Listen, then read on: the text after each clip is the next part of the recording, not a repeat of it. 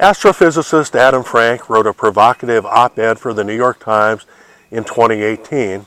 He's not a biologist, he's an astrophysicist, but he knows well the laws of physics and the laws of chemistry, as well as a good bit about life as well.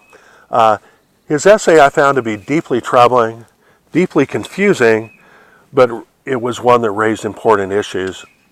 He says that we need to take the right kind of action. The right kind of action. I contacted him and asked him what the right kind of action is, and he said I should buy his book.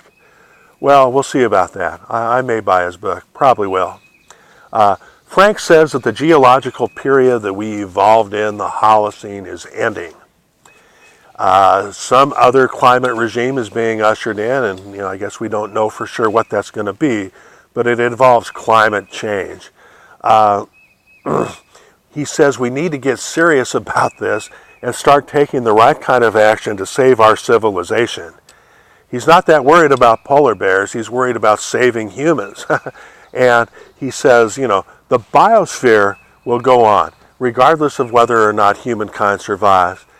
The biosphere has been around for 3.5 billion years, and it's during that time it's suffered cataclysms far worse than what we're throwing at it. That's not to say that we're not throwing a lot at it. We are, but it will go on. That's certain. Earth's climate has always been profoundly shaped by living things. Frank gives the oxygenation of the atmosphere by photosynthetic bacteria as one of the biggest examples.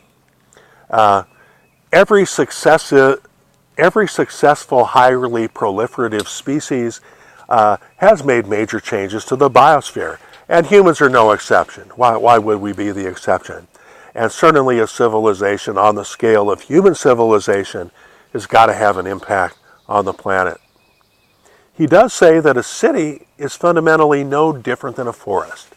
Both are the result of life's endless evolutionary experiments.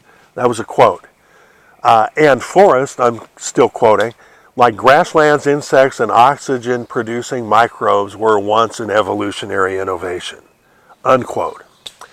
So Frank says that our civilization is imperiled by climate change, and unless we wake up to that and start to take the right kind of action, we may not survive. But life will go on regardless, with or without us. He says we shouldn't pretend that we can extend the Holocene forever.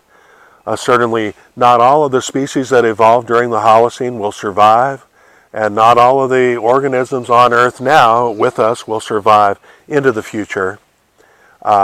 He says maybe saving microscopic phytoplankton may be well more important than saving polar bears. We face hard choices with deep consequences, he says. I'm sure he's right. The climate is changing. I can't tell you for certain what it means for us or for life, but I think Frank is right. The biosphere will survive regardless, but we face some tough choices. And I won't sugarcoat it for you, not at all. We do face some hard choices going forward.